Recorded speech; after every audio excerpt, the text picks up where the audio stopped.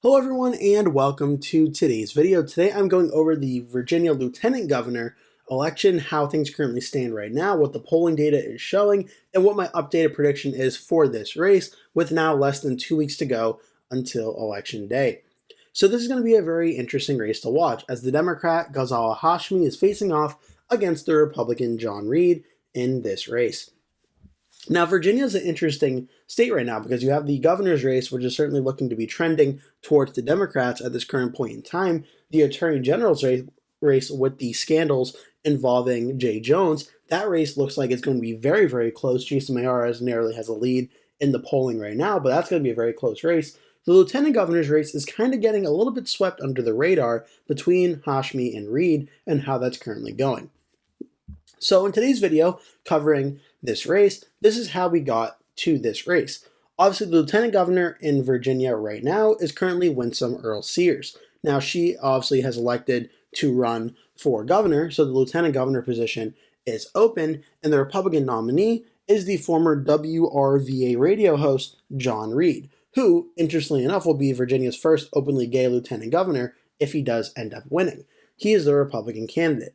Now, on the Democratic side, the Democratic nominee is State Senator Ghazala Hashmi, who would also make history being Virginia's first Asian and Muslim lieutenant governor if she is elected. So regardless of which candidate wins, there's certainly going to be a bit of history breaking in Virginia in this race.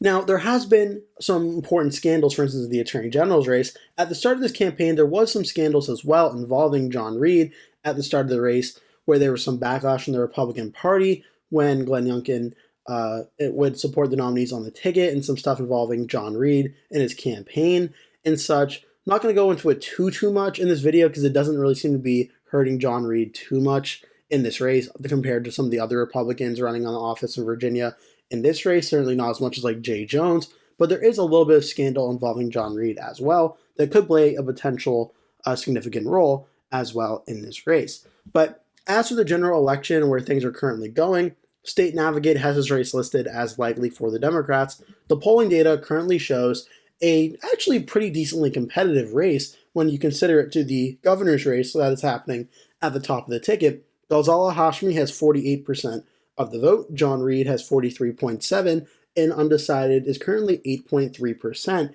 in the Decision Desk headquarters polling average.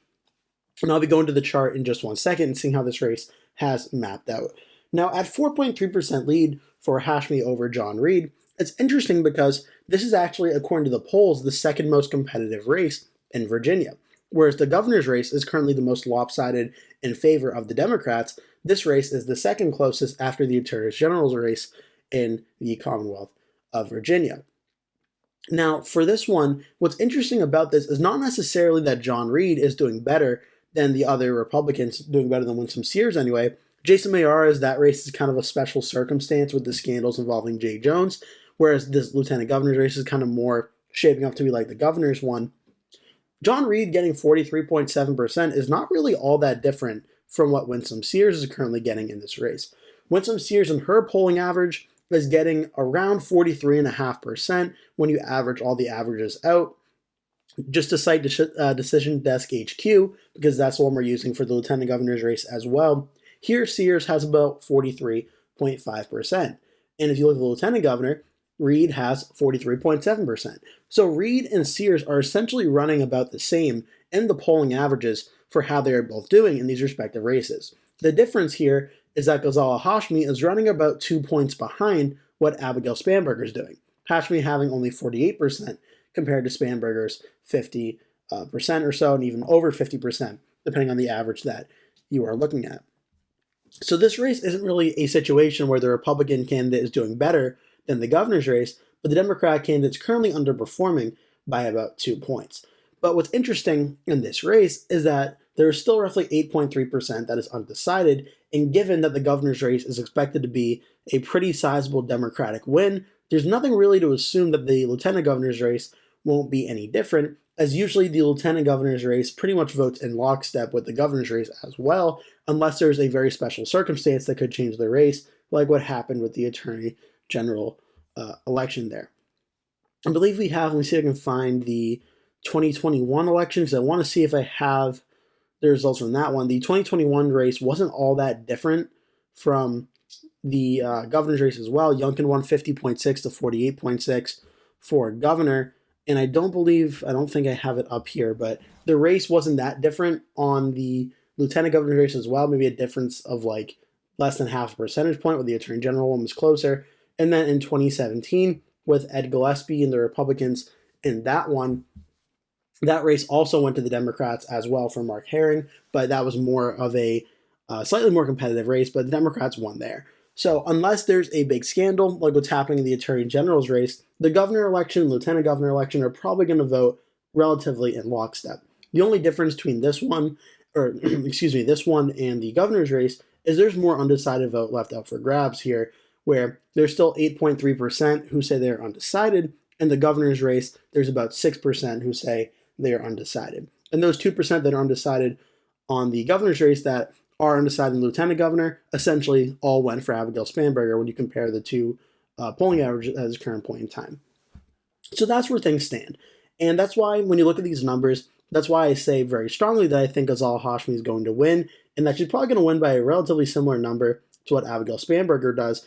It's because John Reid really is not doing any better than Winsome Sears, not really doing better at all, and only about 0.2% difference does not give me much confidence in saying that he will outperform Winsome Sears in this election. More of Ghazala Hashmi in the polls is currently underperforming, but I think we're going to see her get relatively similar to Spanberger's margins. The only way Reid could really outperform is if Jason Mayares and Jay Jones, if that race ends up not being a isolated situation, and Mayares ends up rising the Republican vote totals for the governor and lieutenant governor's race in kind of a surprising, not really expected move to happen. But even that, I'm really not expecting that to happen.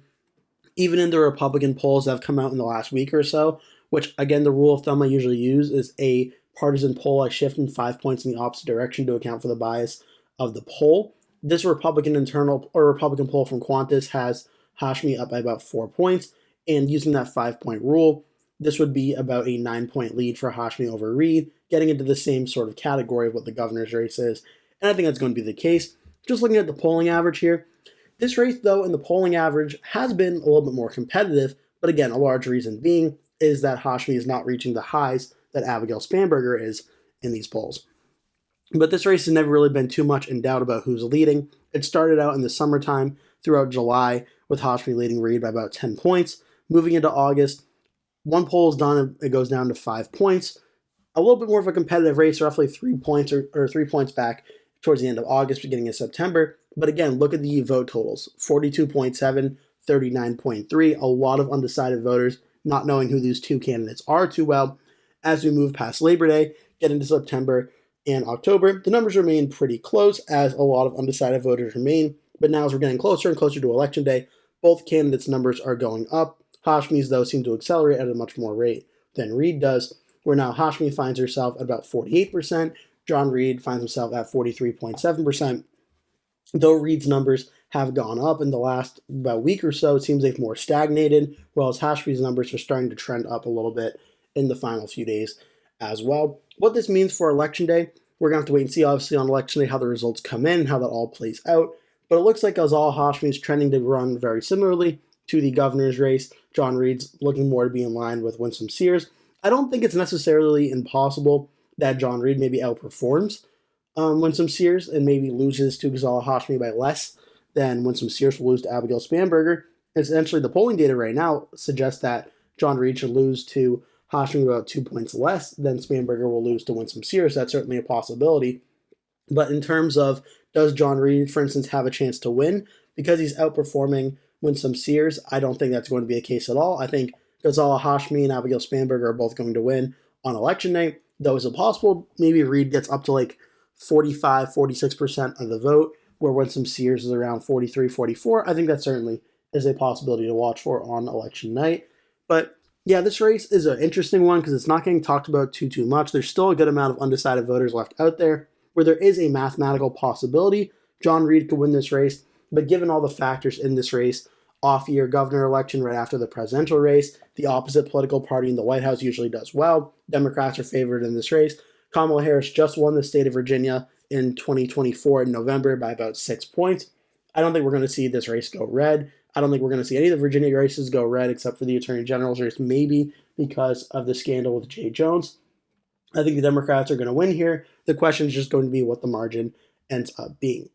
So for Virginia, I think Ghazala Hashmi obviously is going to win. I think she's going to win by a likely Democratic margin, which is in between 5 points and 15 points. I do think she's going to perform about a point or so less than Abigail Spanberger, so I think we're going to see Hashmi win over John Reid by about 7.5 to 8 points or so, right around where Spanberger is currently tracking in my predictions to win by about 8.5 to 9. I think we're going to see Hashmi win by about 7.5 to 8 as of today. A race that's going to go under the radar. Not too many people are expecting to be too competitive, and I think the Democrats will win here as well in Virginia. I hope you enjoyed this video. Make sure to like and subscribe if you did. Leave a comment below, tell me your thoughts. Also stay tuned because my next video tomorrow is going to be about California Proposition 50, which I have not yet done a video covering, so you're going to want to watch that one. That should be a very interesting video for you all. Thank you so much for watching. Hope to see you in a future video.